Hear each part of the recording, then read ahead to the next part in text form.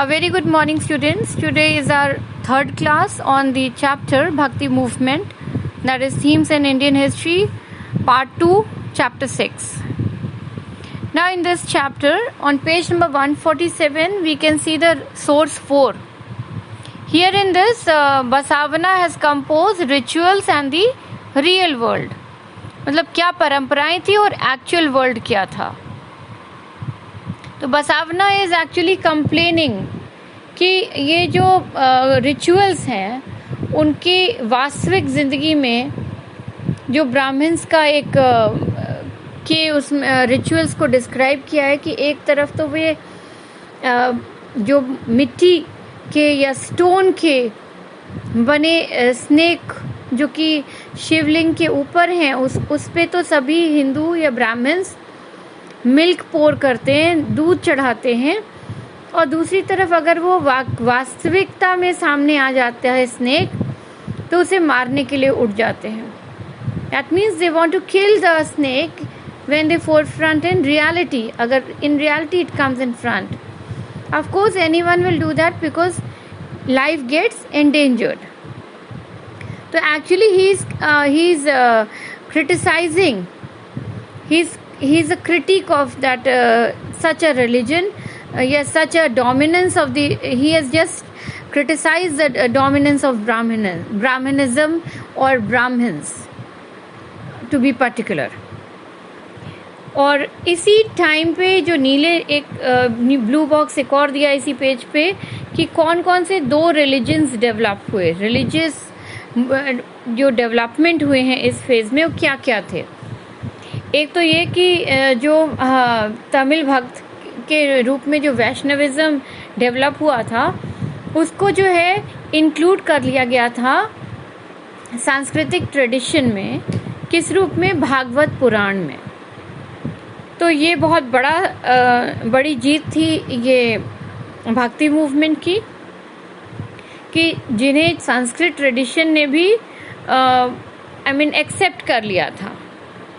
उनकी एक बहुत बड़ी जीत इसलिए कही जाएगी कि because at some places we can see the Nayanars and अल्बर्ट्स फॉलोवर्स लिटिल ट्रेडिशन और ग्रेटर ट्रेडिशन जब समझाया था तो उसमें मैंने इंक्लूड किया था कि कैसे वो लोकल वो सब चाहते हैं कि हिंदुइज्म को ही फॉलो करें. मतलब they are somehow accepting the authority of the Veda, but with the changes that even the downcast people are included in it. And what if the language becomes easier? Then dominance of the Brahmins should be reduced, because if they are making the rituals very costly, or they have made the untouchables or downcast people to just be a server of the upper three classes, and they should not be included in the religious or social aspects of the life. So this was criticized. तो यहाँ पे बहुत बड़ी जीत की एक Vaishnavism जो है उसे इंक्लूड कर लिया गया था संस्कृत ट्रेडिशन में as in the actually Bhagavata Purana. किस पुराण में पूछा जाएगा तो आपको बताना होगा. भागवत पुराण में एक्सेप्ट किया गया था. भक्ति मूवमेंट और दूसरा जो स्टेप था मेन की जो भक्ति मूवमेंट अब इस 13th सेंचुरी तक इसे ग्रोथ करते हुए देखा गया कि अब ये वहाँ पे महाराष्ट्र में डेवलप हो रहा था बाय द 13th सेंचुरी.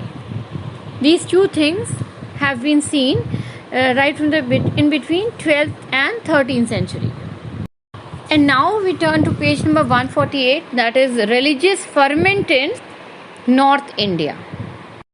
अब यहाँ पर हम ये देखते हैं कि नॉर्थ इंडिया में अगर हम इसका देख रहे हैं कि कैसा रिलीजियस डेवलपमेंट हो रहा है या किस तरह का रिलीजन फॉलो किया जा रहा था.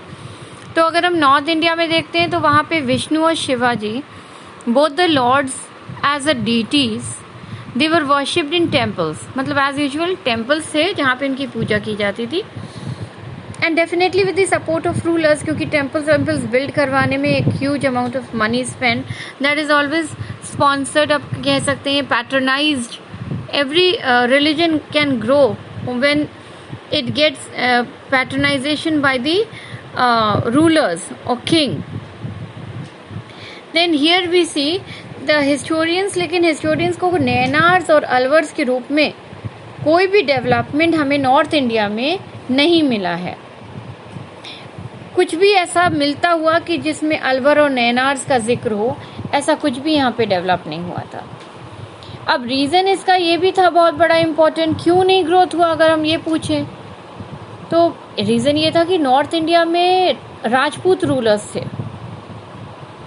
और Rajput rulers they were supporting Brahmins या ब्राह्मणास को सपोर्ट कर रहे थे टू बी पर्टिकुलर। तो मतलब वैदिक टेक्स्ट को फॉलो कर रहे थे और वैदिक टेक्स्ट को अगर वो सपोर्ट कर रहे थे तो नेचुरली जो भक्ति मूवमेंट है वो तो रिलीजियस रिफॉर्म मूवमेंट है, वो तो ब्राह्मणिज्म से थोड़ी सी क्या हो रही है, अलग हो रही है, उनको अपोज करते हुए बनी हुई है। तो ऐसे में इन लोगों ने जब तक कि यहाँ पे राजपूत का रूल रहा, उन्होंने भक्ति मूवमेंट को बिल्कुल सपोर्ट नहीं किया है और वो ज़रा भी ये पसंद नहीं करते थे कि थोड़ा भी जो अथॉरिटी ऑफ वैदिक लिटरेचर है या टेक्स्ट है या ब्राह्मणिज्म को कोई भी ज़रा भी अपोज करे, किसी भी परंपरा का अपोज करे, ये बिल्कुल ही वो एक्सेप्ट नहीं करते थे challenge. That means they were totally opposing any kind of attempt made against the Brahmanism. Now at the same time कुछ religious leaders थे जो कि फंक्शन नहीं कर रहे थे according to orthodox brahmanical framework. उसमें कुछ साधु, कुछ जोगीज, कुछ सिद्धास थे जो लोग नहीं कर रहे थे, लेकिन ये सब जो है आर्टिसनल ग्रुप को बिलोंग करते थे। आर्टिसनल मतलब कि आर्टिस्ट ग्रुप, आर्टिसान्स ग्रुप। तो ये वो था क्योंकि इसी पीरियड में हम देखते हैं कि क्राफ्ट ऑर्गेनाइज्ड हो रहा है। तो क्राफ्ट ऑर्गेनाइज हो रहा है, क्राफ्ट प्रोडक्शन ऑर्गेनाइज हो रहा है। तो इसका मतलब अब जो है क्राफ्ट की डिमांड बढ़ रही है क्योंकि अर्बनाइजेशन शुरू हो गया है और साथ ही साथ बहुत दूर देशों के साथ व्यापार शुरू हो चुका है। सेंट्रल एशिया, वेस्ट एशिया के साथ ट्रेड शुरू हो गया है। तो many of these new religious leaders question, अब ये जो सिद्धास, जोगी, साधु जो थे, ये क्वेश्चंस कर रहे थे कि अथॉरिटी ऑफ वेदा के अगेंस्ट, मतलब कि क्या कैसी अथॉरिटी है, ये सही नहीं है, या ये कास्टिज्म गलत है, या इनका डोमिनेंस गलत है, ये सारे वो क्वेश्चंस कर रहे थे। मतलब they were developing but they were not getting any support of the rulers and express themselves in languages. Definitely they were also speaking the language of the common man, which those people, now the common people, could easily understand because they were expressing in their common people's language. How in spite of their popularity, these religious leaders were not in a position to win the support of ruling elites, क्योंकि ruling elites Rajput थे और Rajput were the followers of this brahmanical texts, Brahmanas, और उन्हें इस तरह का religion कोई भी पसंद नहीं था, ना वो सपोर्ट करने के मूड में थे जो उसका पोजीशन कर रहा हो, जिसको वो फॉलो कर रहे हैं। So they never supported such religions. तो ये जो रिलीजियस आइडियाज़ थे, जो रिलीजियस गुरुज डेवलप हो रहे थे, लीडर्स डेवलप हो रहे थे, जो नई सोच के साथ थे, वो डेवलप नहीं हो सके। नाउ एक जो नया एलिमेंट इसमें हुआ कि जैसे टर्क्स आना शुरू किया, उसके बाद यहाँ पे दिल्ली सल्तनत एस्टैब्लिश हो गया 13वीं सेंचुरी तक। तब जाकर के ये राजपूत की जो पोजीशन थी वो क्या हुई, they got replace by the Delhi Sultanate and they were defeated now. So and the brahmanas who were associated with these kingdom, natural है कि जो अभी तक ब्राह्मणिकल टेक्स्ट या ऑर्थोडॉक्स व्यूज को सपोर्ट कर रहे थे, वो हार चुके थे। तो अब ये उनका डेवलपमेंट, क्योंकि इसी टाइम पीरियड में हम देखते हैं कि सूफिज्म भी डेवलप हो रहा है। तो ये वो पीरियड था जहाँ पे एक जो राजपूत की पोजीशन ख़त्म हो रही है या वो they are getting replace by the development of the new ruling kingdom, that is Delhi Sultanate now replaced the Rajputs rulers, and now their position was also, when they were replaced, now the position of Brahminical text also got they were now be replaced by the Sufism and the Bhakti movement. And now we see the new strands in the fabric Islamic tradition. Just as the regions within the subcontinent were not isolated from one another, so too contact with lands beyond the seas and mountains that existed from millennia. The Arab merchants, for instance, frequented ports. मतलब ये है कि ऐसा नहीं है कि हमारी जो इंडिया है सारे या सब कॉन्टिनेंट है हमारा, वो दुनिया से अलग थलग था इतने सालों तक. यहाँ पर भी अरब मर्चेंट्स का आना जाना था. स्लाइट इम्पैक्ट रहा है, ऐसा नहीं कि it happened suddenly in the 13th century. First millennium century era में भी रहा है, क्योंकि वेस्टर्न कोस्ट तक जो इनका ट्रेडिंग रिलेशंस है या अरब मर्चेंट्स यहाँ आते रहे हैं, या सेंट्रल एशियन पीपल जो कि सेटल हो गए थे north west part of the sub continent में. सब कॉन्टिनेंट मतलब इंडियन सब कॉन्टिनेंट में. फिर during the same period, then from the 7th century advent of Islam, we can see these regions became part of what is often termed as Islamic world. कौन से part को कह रहे हैं? ये लोग कह रहे हैं कि north western part of India जो है वहाँ पे एक तरह से इस्लामिक वर्ल्ड कहा जाता था, क्योंकि वहाँ फ्रीक्वेंट अरब मर्चेंट्स का वेस्टर्न कोस्ट पे, और इधर से नॉर्थ वेस्टर्न पार्ट हमेशा से यहाँ पे सेंट्रल एशियन तक अरब्स का आना जाना लगा रहता था, तो वो वहाँ तक इम्पैक्ट देखा जा सकता है. नाउ वन ऑफ दी ना अगर फेथ ऑफ रूलर्स और सब्जेक्ट्स की बात करें तो अब जो है 711 में अगर हम देखें तो अरब जनरल जो मोहम्मद बिन कासिम यहाँ पर आए, उन्होंने सिंध को कॉन्कर कर लिया, जीत लिया वहाँ पे रूल करने के लिए. मतलब they defeated the Hindu ruler Dahir को हरा करके वहाँ पर उन्होंने कंट्रोल, उस एरिया को कंट्रोल किया. अब जो सिंध है वो कैलिफ डोमेन का खलीफास कहा जाता है. कैलिफ मतलब खलीफा. खलीफास का क्या हो गया? वो एरिया उनका हो गया, डोमेन उनके कंट्रोल में आ गया था. बाय लेटर 13th सेंचुरी में जब टर्क और अफ़गानिस्तान ने यहाँ पे इंडिया में दिल्ली सल्तनत को इस्टेब्लिश कर दिया, तब इस्लाम यहाँ का रिलीजन हो गया. इस्लाम को सबने, मतलब जिन लोगों ने उसे फॉलो कर लिया, तो वो क्या हो गए, इस्लाम रिलीजन यहाँ पे एक तरह से ग्रो करने लगा इंडिया में. और क्योंकि इसी के बाद जैसे ही दिल्ली सल्तनत ख़त्म होगा, उसके बाद क्या शुरू हो जाएगा? मुग़ल एम्पायर, और वो 16th सेंचुरी तक इंडिया में रहेगा.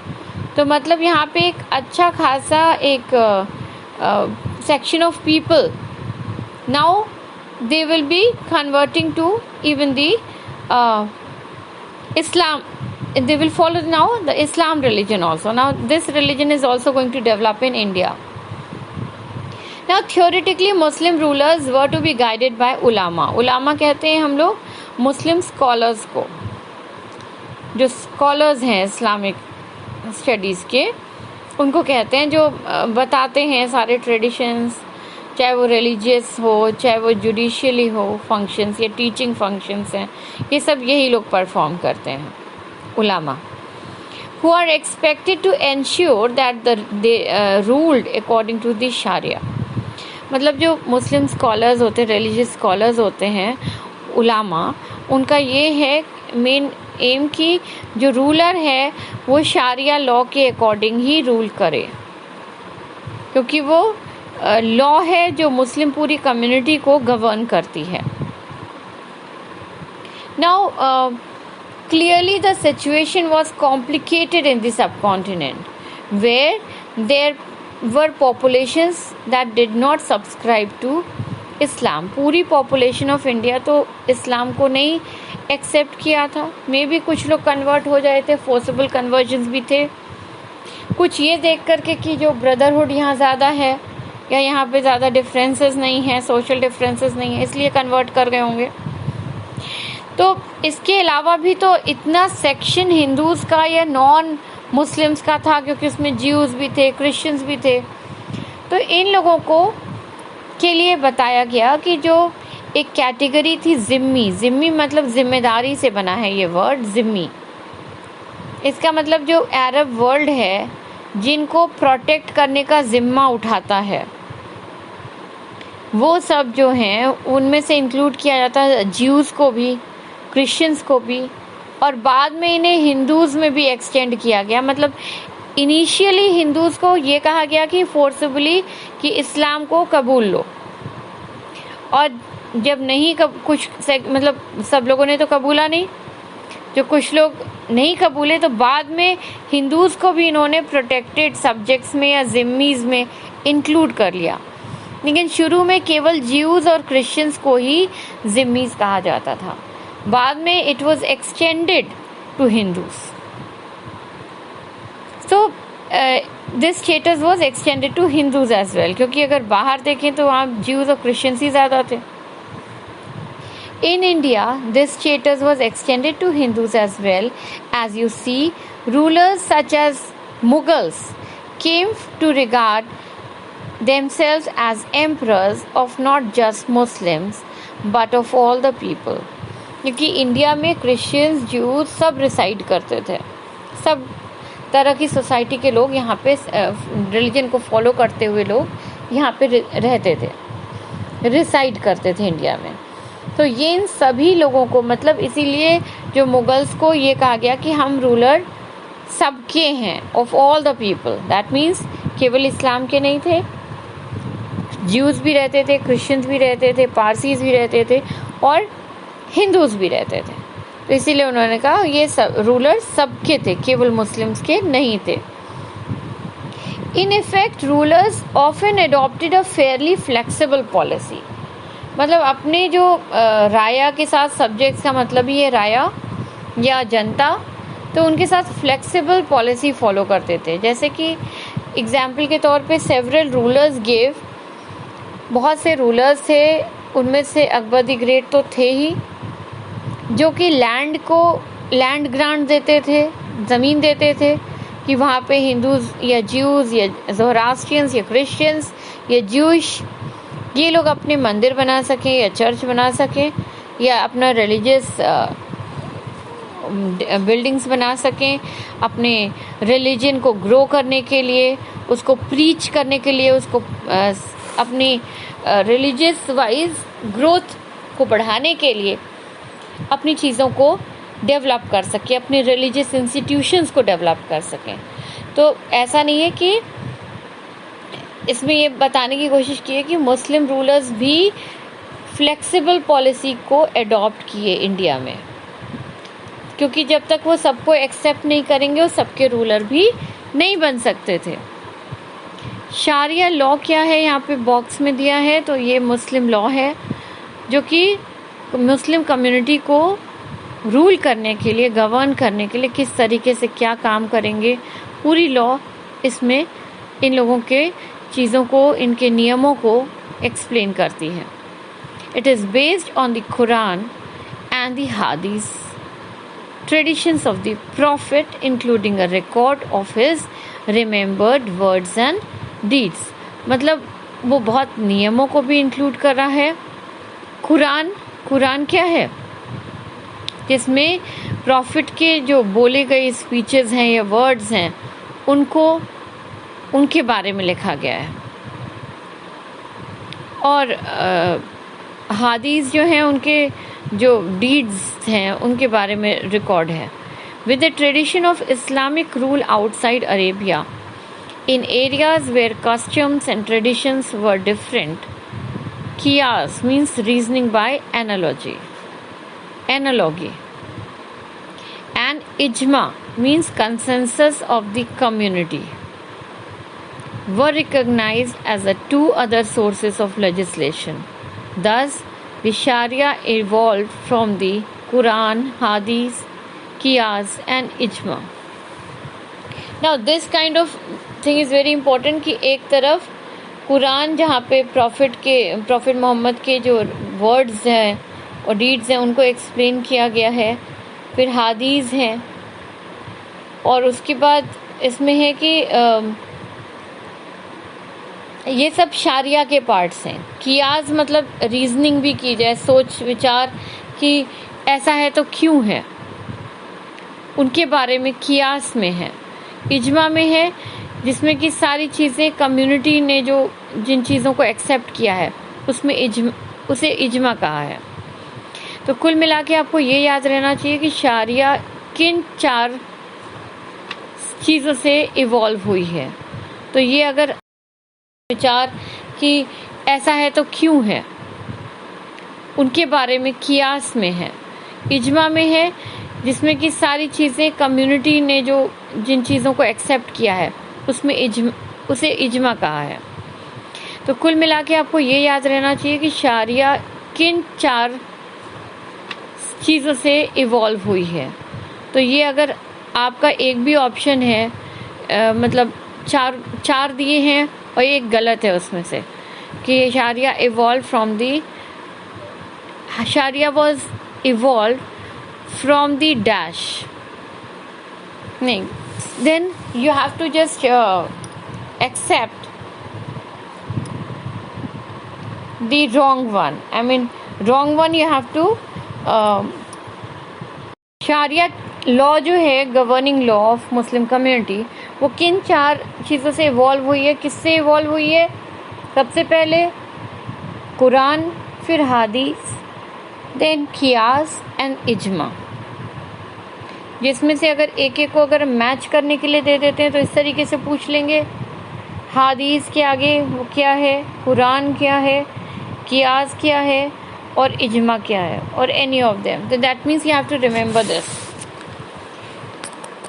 जो हम लोगों ने पढ़ा कि कैसे वो मुग़ल रूलर्स भी थे जो लैंड ग्रांट दे रहे थे हर रिलीजन को ग्रो करने के लिए ताकि वो एक रिलीजियस टॉलरेंट रूलर के रूप में डेवलप हुए. तो इनमें अकबर और औरंगज़ेब दोनों को शामिल किया है. आपने पढ़ा होगा कि औरंगज़ेब एकदम कट्टर मुस्लिम थे तो वो हिंदूज़ को कम पसंद करते थे और जिजिया भी टैक्स उन्होंने वापस लगाया था. तो हो सकता है जिजिया टैक्स लगाने के पीछे एक इम्पॉर्टेंट रीज़न ये भी था कि वो फाइनेंशियली बहुत इकोनॉमिक कंडीशन उस समय बहुत पुअर हो चुकी थी. मनसबदारी और जागीरदारी सिस्टम की वजह से काफ़ी लॉस हो चुका था उनका इकोनॉमिक. ये भी एक इम्पॉर्टेंट रीज़न हो सकता है. और दूसरा क्योंकि इन्होंने इनके जो आर्मी थी उसमें सबसे ज़्यादा सोल्जर्स औरंगज़ेब के टाइम पे सबसे ज़्यादा सोल्जर्स इन्हीं के थे, हिंदू कम्युनिटी को बिलोंग करते थे. We can see in the source 5, it is a church in Khambat. This is an excerpt from Farman, imperial order issued by Akbar in 1598. Here we see that where it reached our eminent and holy notice that the fathers of Holy Society Jesus wish to build a house of prayer, that is church, in the city of Khambat. Khambat is in Gujarat. Now ये अगर एक तरफ हम देख रहे हैं कि church इन खम्बात में चर्च बनाने के लिए अकबर ने कैसे लैंड ग्रांट दिया और वहाँ पे हेल्प किया ताकि वो चर्च को बना सकें पादरीज या father. So how he provided the land for the building of that, and he also gave the permission. So these things are proving that he was a religious tolerant ruler. Now if we see in source 6, reverence for the yogis. Here is an excerpt from the letter written to Aurangzeb to a yogi in 1661-62. Here we see in the reverence for yogi that he how he provided the cloak. Cloak is a cloth, वो कपड़ा जो अंगोछा कहते हैं, जो ऊपर वाले part में upper part of the body, the yogis cover with their body with that cloth. तो केसरिया क्लॉथ, तो he gave that piece of cloth to the yogi, and also the 25 rupees as an offering. That means he was supporting the yogis also, he was supporting the padris also, or fathers. That means how religious, tolerant Aurangzeb was also there. एक तरफ हम अकबर को देख रहे हैं, दूसरी तरफ इसका भी सबूत मिल रहा है कि औरंगजेब भी क्या था, रिलीजियस टॉलरेंट था. And now we see the popular practice of Islam. Now the popular practice of Islam, हम देखेंगे कि यहाँ पे ऐसा नहीं है कि केवल ये रूलिंग एलिट्स तक ही सीमित था. ये परमिएटेड, मतलब इट वेंट थ्रू, केवल रूलिंग एलिट तक ही न रह कर के ये पूरी सोसाइटी में, हर स्ट्रेटा मतलब पेजेंट्स भी हैं, आर्टिसंस भी हैं, वॉरियर्स भी हैं, मर्चेंट्स भी हैं, हर एक सोशल ग्रुप में वो एंटर किया. Through out the sub continent, मतलब पूरी इंडिया सब कॉन्टिनेंट में हर जगह ये चीज़ स्प्रेड होना शुरू हुई as a religion, practice of Islam. और all those who adopted Islam accepted Islam, मतलब जिन्होंने एज अ रिलीजन इसको कन्वर्ट हो गए एज अ मुस्लिम, जिन्होंने इसे फॉलो करना शुरू किया. जो Muslims principle 5 principle of Islam को उन्होंने फॉलो करना शुरू किया, उसे भी एक्सेप्ट किया. ये 5 पिलर्स ऑफ इस्लाम क्या थे? 5 pillars of the faith of Islam were कि वहाँ एक ही भगवान है, Allah, there is only one god Allah, and prophet Muhammad उनके क्या है, मैसेंजर है. उसको कहते हैं शहादा. ऑफरिंग कितनी बार प्रेयर करनी है, कितनी बार नमाज पढ़नी है? 5 बार. एक दिन में 5 बार नमाज पढ़नी है, उसी को सलत भी कहा है. इसमें एज अ मुस्लिम आपको 5 बार नमाज पढ़नी है, ये एक्सेप्ट करना है कि भगवान एक है, वो खुदा अल्लाह है, और प्रॉफिट उनके मैसेंजर है. तीसरा कि ये जो आपका वो है आर्म्स देना, गिविंग आर्म्स, मतलब कि एक हमें गरीबों के लिए दान करना है. गरीबों के लिए जो दान किया जाता है, मतलब कुछ certain percentage of your salary हर साल रमज़ान के महीने में आर्म्स दिया जाता है या ज़कत दिया जाता है. ज़कत वही हुआ कि कुछ percentage of your salary should be given to the poors. कुछ थोड़ा पार्ट सैलरी का गरीबों को दान के रूप में देना चाहिए. किस दौरान? रमज़ान के महीने में, जब उनका फास्ट रहता है रोज़ा का, तो उस दौरान इन्हें ये देना चाहिए. एक चौथा नियम हो गया कि उन्हें रमज़ान के महीने में फास्ट रखना है. 1 महीने का जो होता है रमज़ान का महीना, उस दौरान सभी को व्रत रखना है, निराजल व्रत, क्योंकि पूरा सुबह से लेकर शाम तक बिना पानी के उन्हें रहना होता है, और शाम को वो सुबह सरगी और शाम को व्रत तोड़ते हैं.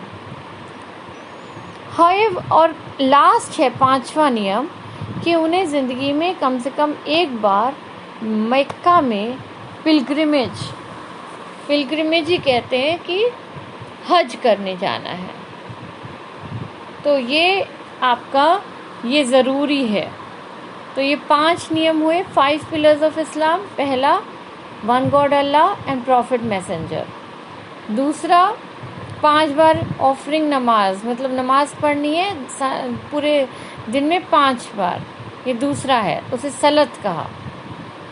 गिविंग आर्म्स और ज़कत, दान करना है गरीबों को certain percentage of your salary, ये तीसरा हुआ.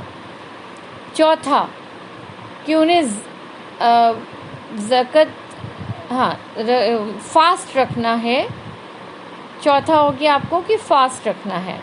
5वां हो गया कि pilgrimage to Mecca, that is Hajj. These universal features were often overlaid with diversity in practice, क्योंकि इन्हें भी हम लोगों ने शिया और सुन्नी के दो पार्ट में इन्हें डिवाइड किया हुआ है.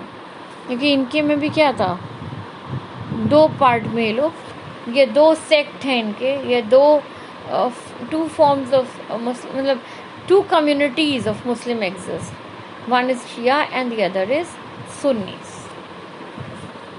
पढ़ा बच्चों की शिया और सुन्नीस, तो ये आप लोगों ने 11th क्लास में ही पढ़ा था चैप्टर में, जिसमें कि हमने आप लोगों को बताया था कि कैसे after the death of prophet Muhammad, जिनकी डेथ हो गई 632 में, और सारी जो मुस्लिम कम्युनिटी जो मेजॉरिटी वाले थे वो सब चाहते थे जो एडवाइज़र थे प्रॉफिट मोहम्मद के वो उनके सक्सेसर बने, यानी कि अबू बकर। तो इनकी डेथ के बाद वो लोग, वो कम्युनिटी की जो most of the Muslim community जो चाहते थे कि अबू बकर जो उनके एडवाइज़र थी वो बन जाएं उनके सक्सेसर, तो उनके ग्रुप को कहा जाने लगा सुन्नी ग्रुप।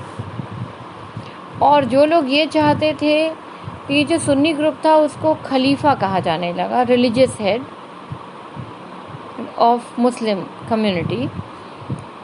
तो ये अबू बकर पहले खलीफा थे, उमर, उस्मान, अली। जो दूसरा ग्रुप है अली, जो कि यहाँ चौथे खलीफा बनते हैं अगर हम सुन्नीस की बात करेंगे तो। और अगर हम शियाज़ की बात करेंगे तो शियाज़ जो वो ग्रुप था जो चाहता था कि जो इनके सन इन लॉ हैं प्रॉफिट के, यानी कि सन इन लॉ हैं, यानी कि दामाद हैं, वो जो है बन जाए इनके सक्सेसर प्रॉफिट के, तो उनको हम लोग कहते हैं शियाज़। जबकि अरब वर्ल्ड जो है पूरा वो खलीफा को मानता है।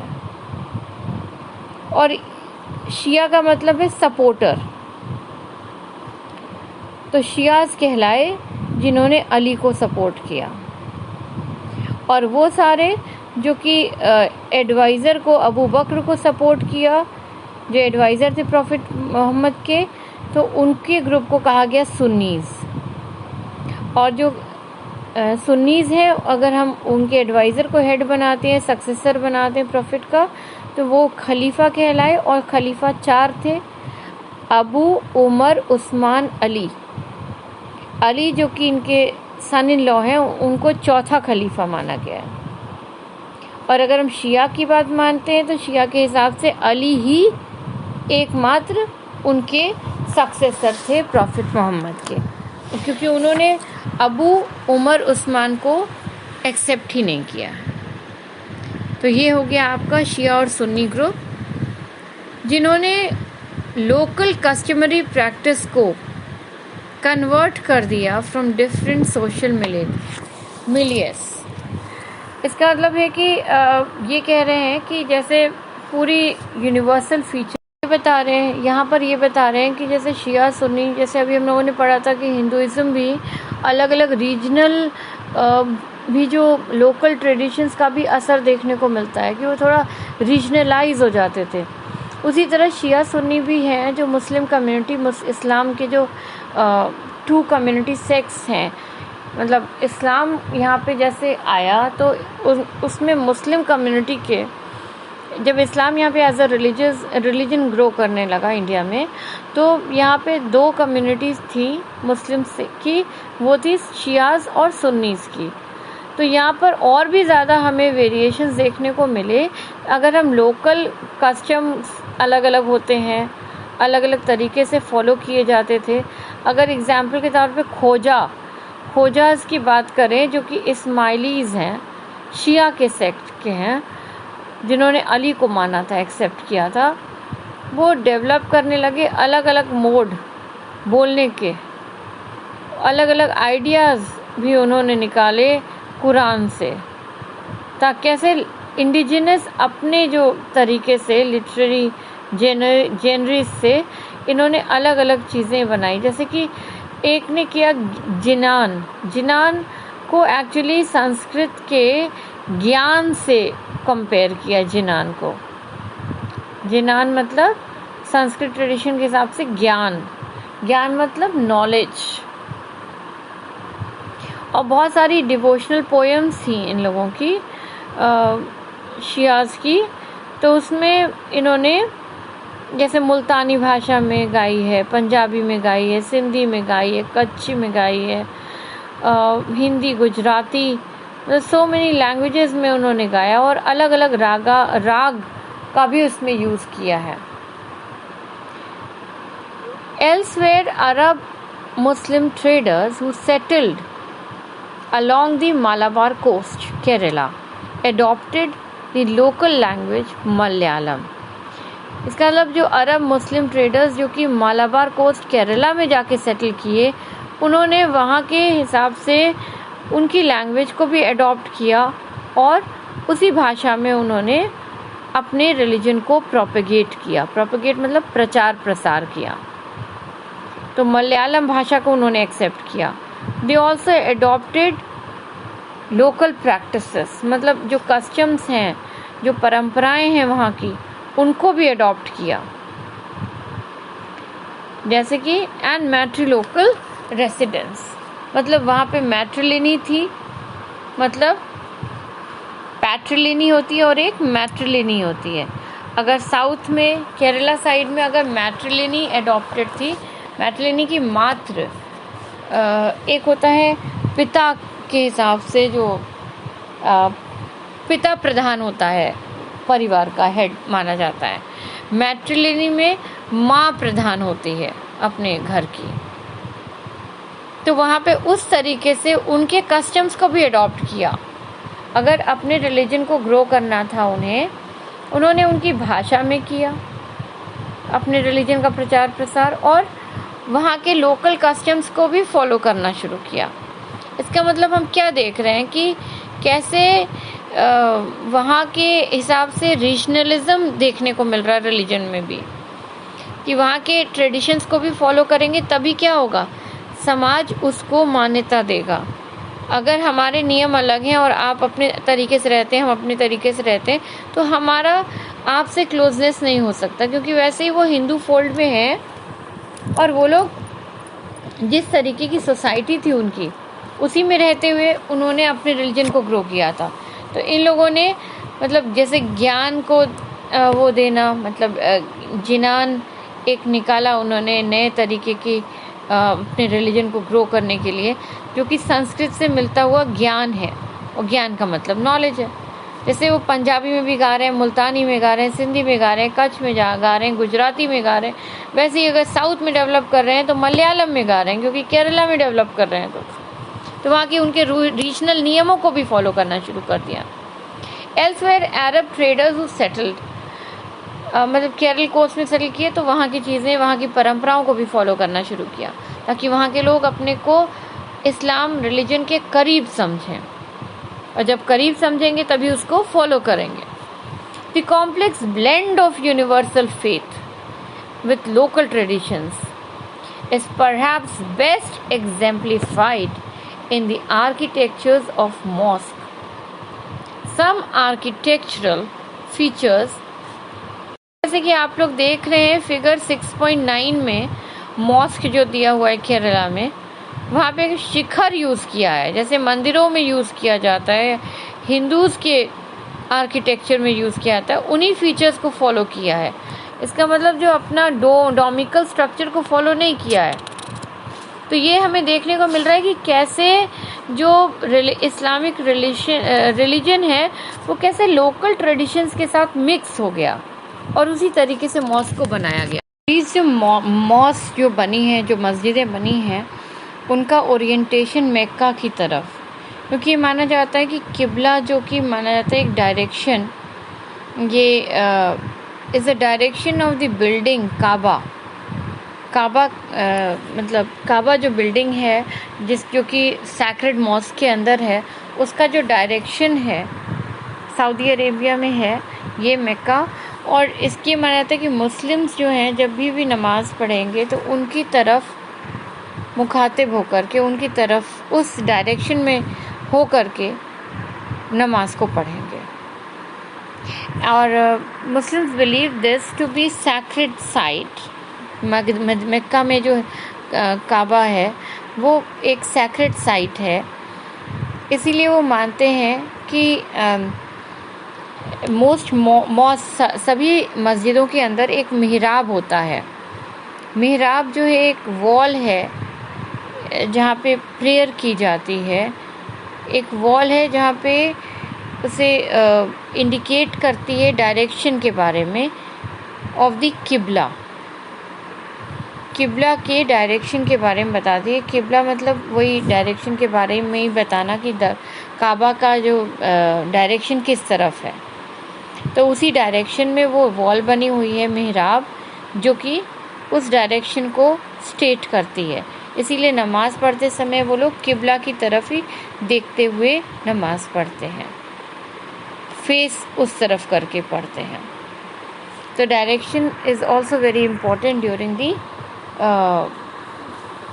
offering the prayer, that is namaz.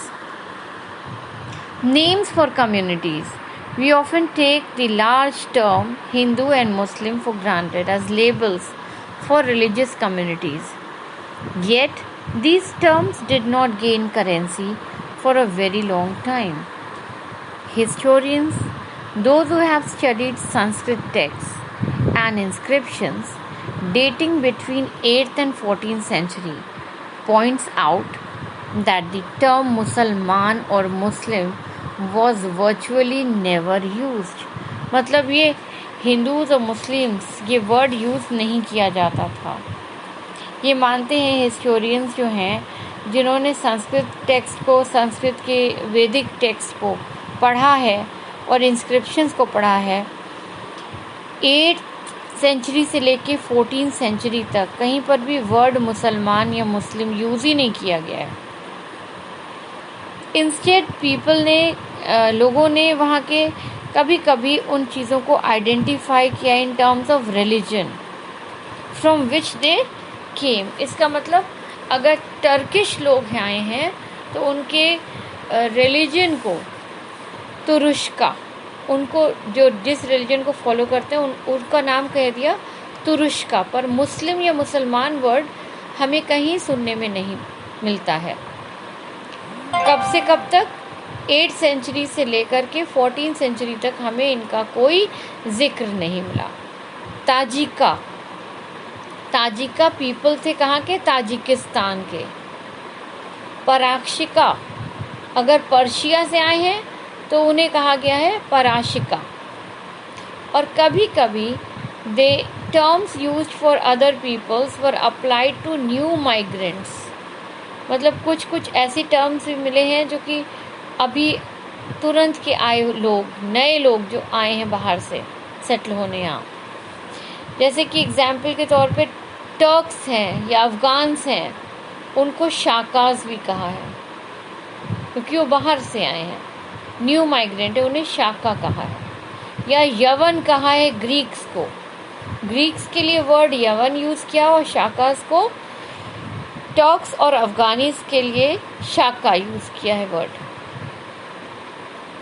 तो हम लोगों ने देखा कि कहीं पर भी शुरुआती दौर में कहीं पर भी मुसलमान या मुस्लिम वर्ड यूज़ नहीं किया गया है और एक जनरल टर्म यूज़ किया जाता था अगर वो मतलब माइग्रेंट कम्युनिटी है जो हिंदू के 4 फोल्ड वर्णास के बाहर के लोग हैं, कहीं बाहर से कम्युनिटी आई है इंडिया में रिसाइड करने या ट्रेडिंग पर्पस से, तो उनको जो 4 फोल्ड वर्णा के बाहर के लोग हैं वो थे मलेच, indicating that since they don't follow any norms of the Vedic religion, they are and they spoke also different language, therefore they were termed as Malech. That means showing that they belong to some other community, they have come from somewhere else. Such terms sometimes had a derogatory connotations, but they rarely denoted a distinct religious community of Muslims in opposition to Hindus. इन्होंने क्या भले ही एक ख़राब तरीके से उनको लो show करने के लिए ऐसे वर्ड्स को यूज़ किया जैसे मलेच, लेकिन कभी भी रिलीजियस कम्युनिटी ऑफ मतलब मुस्लिम्स को एक रिलीजियस कम्युनिटी के रूप में या विरोध करते हुए हिंदूज के विरोधी के रूप में कभी भी इसको डिस्क्राइब नहीं किया है। As we saw, the term Hindu was used in a variety of ways, not necessarily restricted to religious connotations. मतलब अगर हिंदूज को भी देखा है तो ग्रीक्स जब यहाँ आए तो उन्होंने क्या किया कि इंडस रिवर के किनारे इंडूज, फिर कैसे वो प्रोनाउंस होने लगा इंडूज नहीं कर पाए तो हिंदूज प्रोनाउंस कर दिया। तो मतलब अगर बिगिनिंग में देखते हैं तो हिंदू वर्ड एक रिलीजियस कम्युनिटी को नहीं शो करता, पर बाद में रिलीजियस प्रैक्टिस को एक वो करने लगा, मतलब एक सिंबल बन गया, एक नाम बन गया। हिंदूज मतलब एक एज अ रिलीजन ग्रो करने लगा। Till then students, keep completing your assignments and keep revising your work, and see you in our next class. Thank you.